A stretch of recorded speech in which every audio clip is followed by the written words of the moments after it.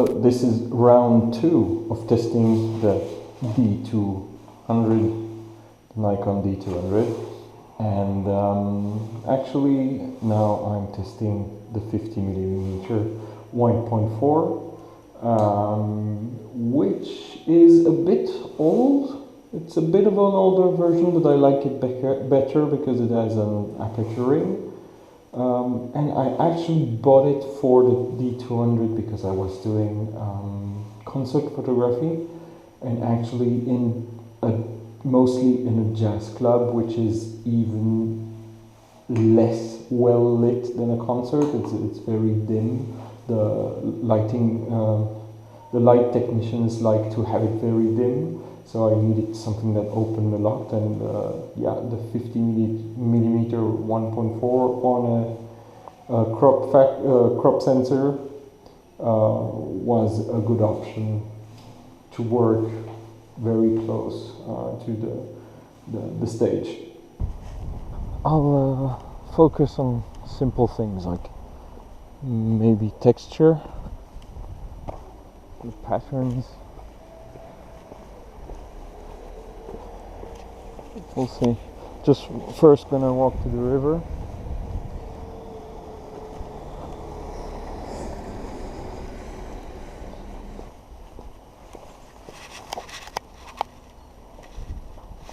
Of course,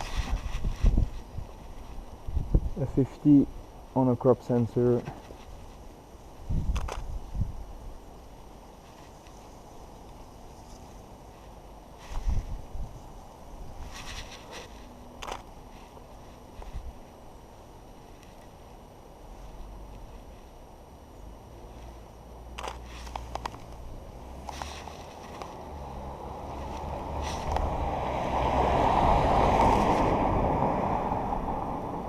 Cat.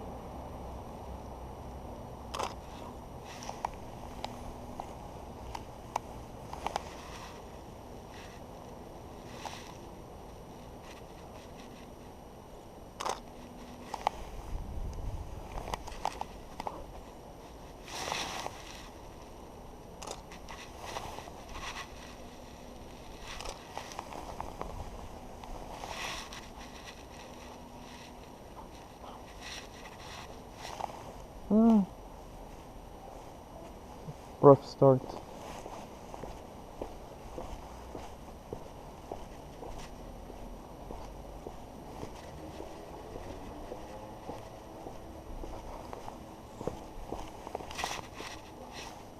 Things I never do, or very rarely actually.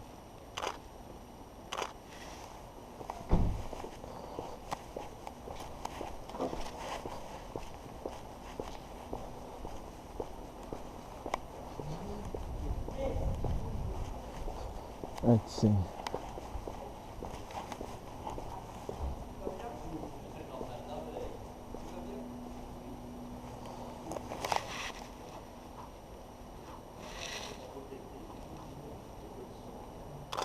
No, it's not never. It's more like things I haven't done in years. It kind of brings me back to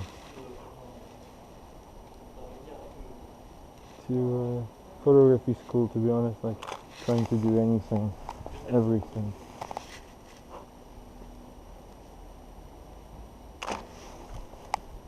Ooh.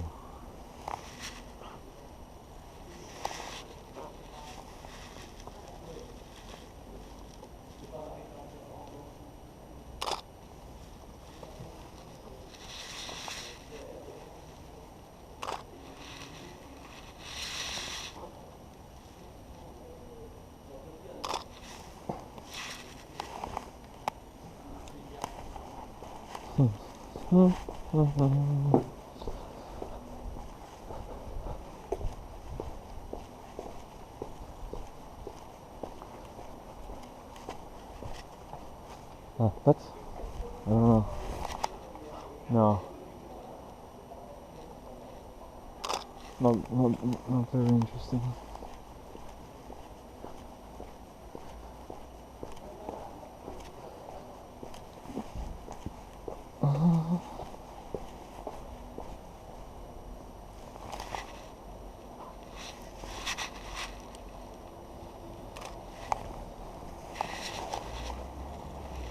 But how can you compose while doing that? Oh, yeah, I don't. I guess it's better to compose.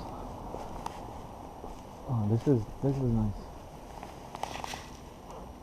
Yeah. It's nicer to look at it than to try to frame it. Yeah, framing it, it's not really.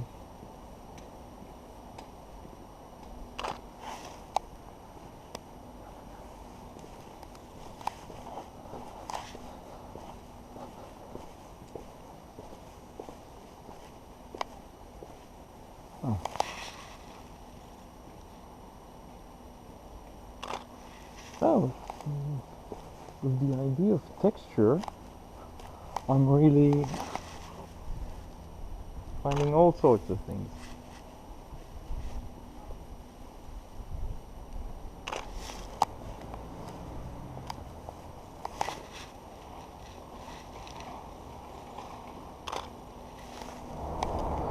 I'll walk to the lock over there and come back.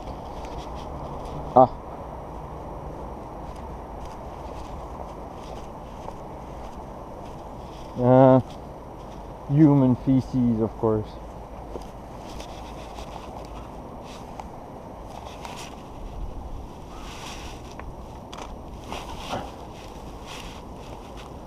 This is a very, very rare occasion where I actually put my camera vertically.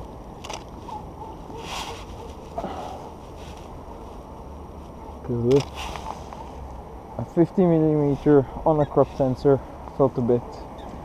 I think I generally like this. So that's 75mm equivalent. I think I like that to be a bit tight. But in some instances it's a bit too much. Very slightly so.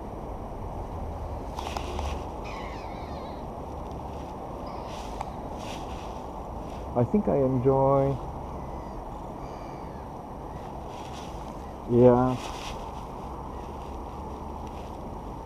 on the Fuji, the 27, sorry, so 27mm, I think I would enjoy the 50mm a lot for my next Fuji purchase, and the 90, and then the 18 if anything happens, but I think I can just skip the 35mm and the 23mm. Those are not, yeah. They work for a lot of people, but and they used to work for me. Like I've used this on a full frame for a long time. I've used the Fuji X100 for almost 10 years, and that's a 35mm equivalent. But both of those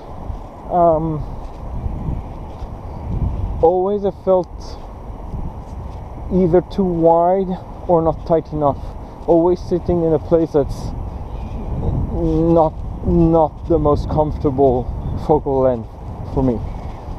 So I think 35mm, like a full frame equivalent, I think I'm good with a 50mm, a 40mm. No, what did I say? No, 75 or 80 actually.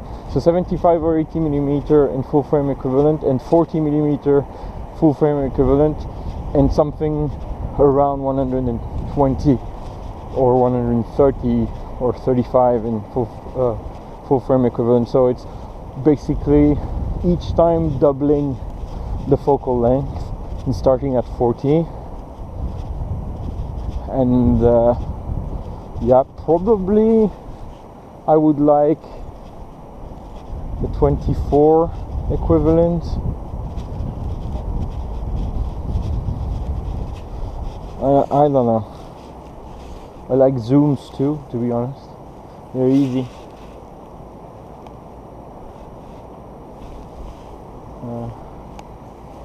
Here, in this case, I feel I'm not tight enough. I'm not that far from the subject, but I don't feel tight enough. I want to be closer. Right, much closer. Even though this is all the 75mm equivalent.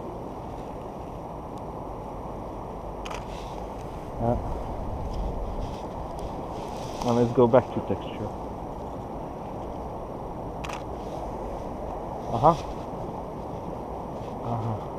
Yes. Maybe something like this. All right.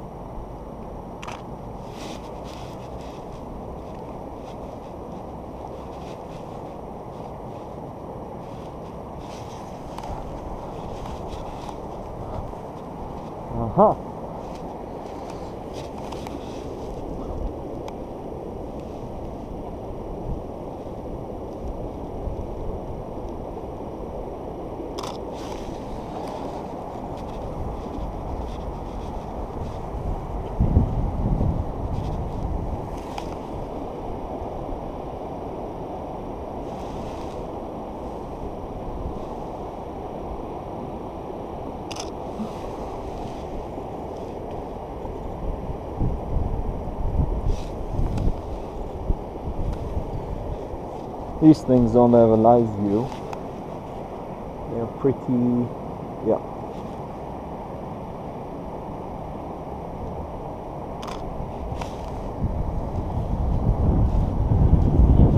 So you can only compose through the OVF optical viewfinder through here. You can only review on this. That's why when I see anyone using the live view on a DSLR, it makes me a bit cringe. It shouldn't, but it does. And also, yeah, live views on DSLRs aren't that good anyway. Use a point and shoot or mirrorless if you want to do that, I guess. But it shouldn't make me cringe, but it's just like, would be like watching someone misuse a can opener and try to use the can opener to bash a can in and get to its content by, yeah, really misusing it. My hands are already starting to get cold. It's freezing slightly. Like it's probably 0, 1 or -1. It's very cold,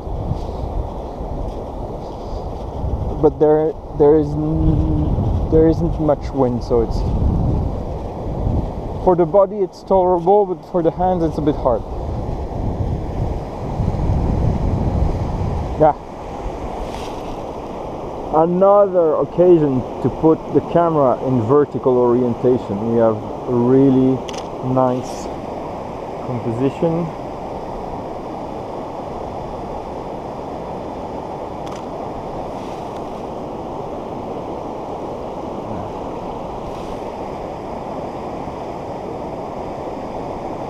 I always come back to the old landscape. The old landscape never let me down.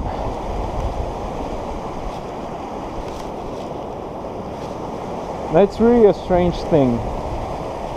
for me to see how much vertical orientation in younger photographer has become almost a norm, and it's because of smartphones. Like, I guess it's because of smartphones.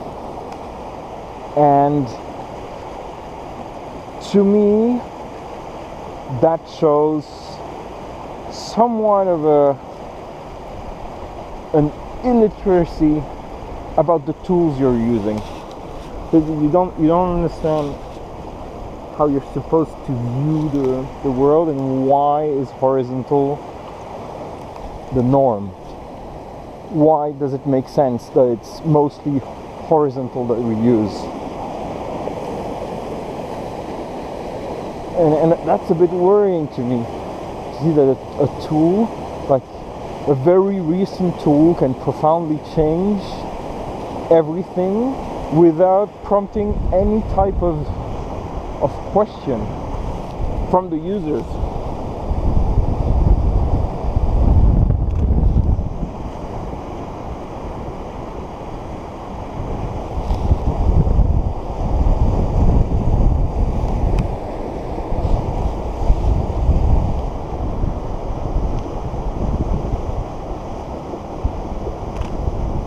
I love motion,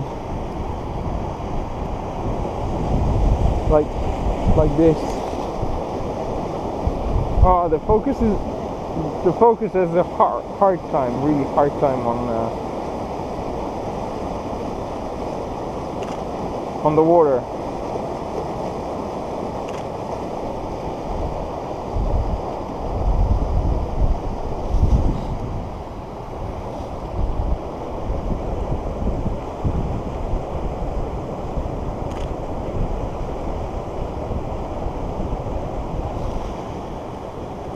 Get the ISO a bit up so I can freeze it up a bit.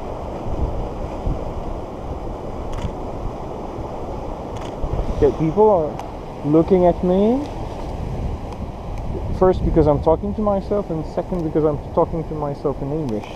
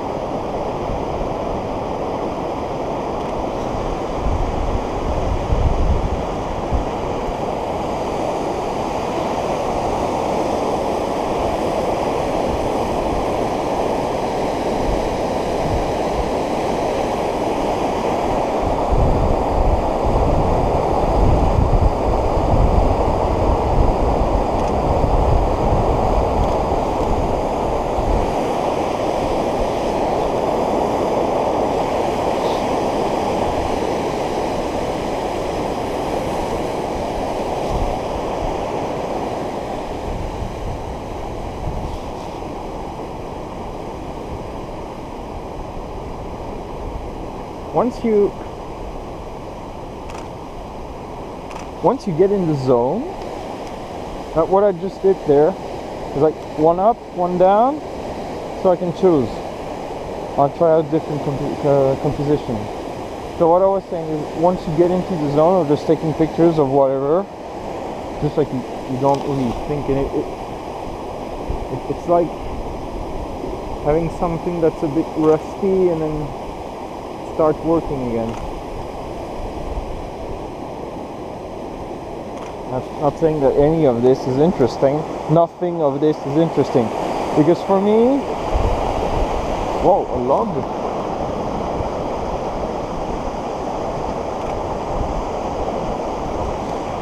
Okay. Here's a hot take. Photography is not interesting to me if it isn't documenting something worthwhile. It's just practice otherwise, but that's just me.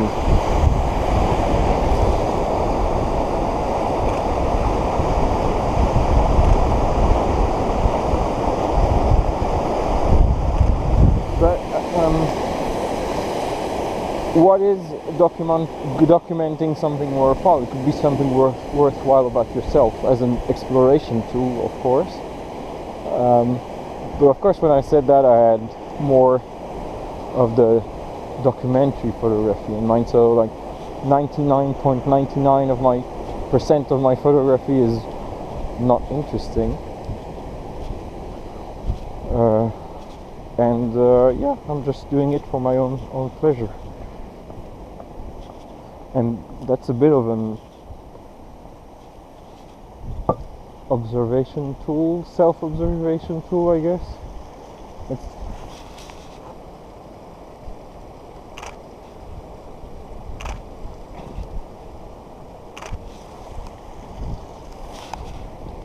I was interested in the burb, but it knows I'm interested in it.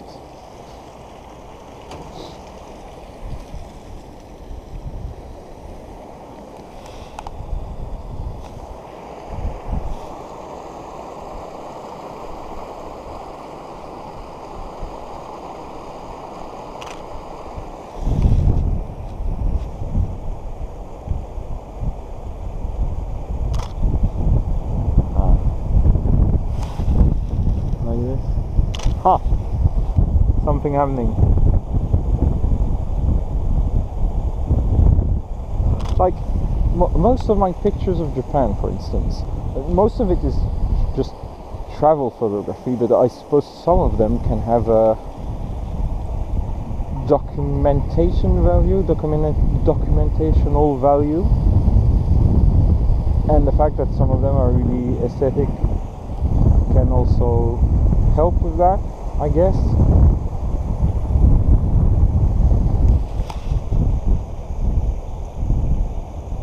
But it was more, the value was more for me, as travel photography is a tool to understand others, for me. So it's more of a personal growth tool, nothing to brag about. Just you do it and you kind of become less of a shitty human through it, hopefully. Maybe not.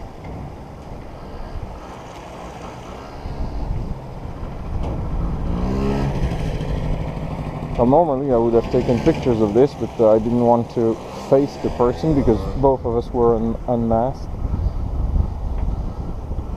Strange times.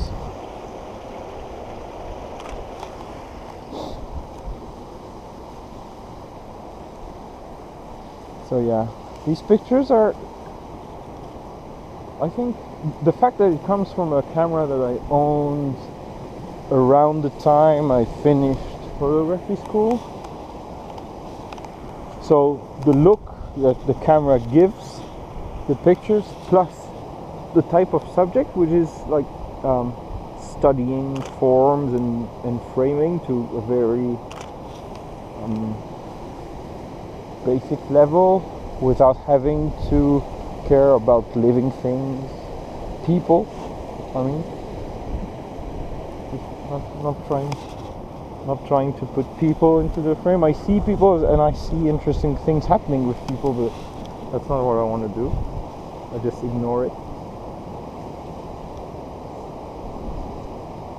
because I want to be somewhere else. Yeah, this might be a job for vertical. Might. Oh, the hands are getting really cold.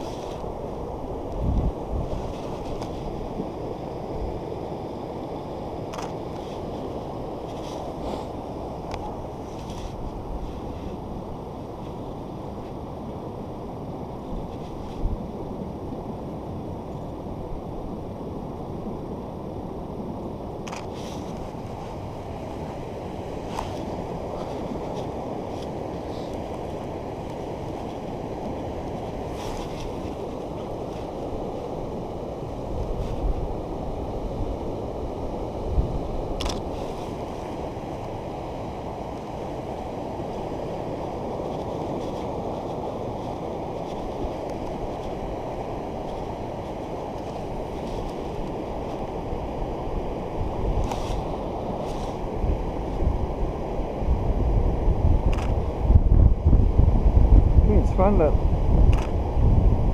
I kind of see the subjects I used to do.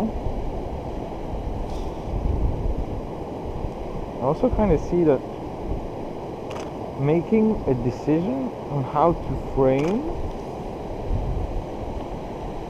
is much faster than what I remember. I used to spend a lot of time just thinking about this. Now I just like aim, shoot, aim, shoot.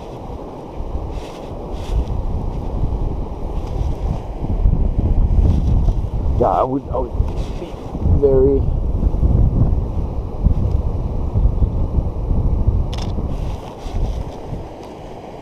trying to find and test and not be sure.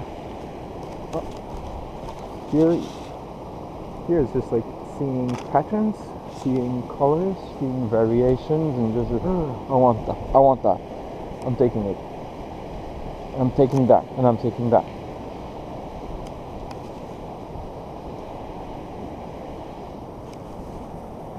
And that's a good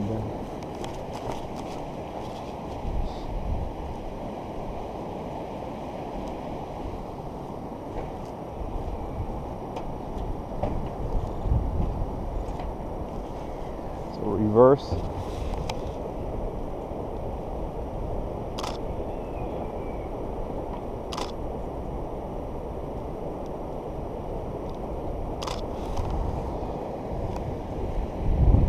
Okay.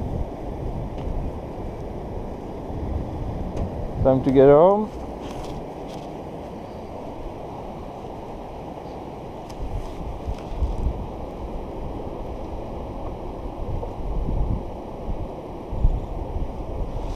Yeah.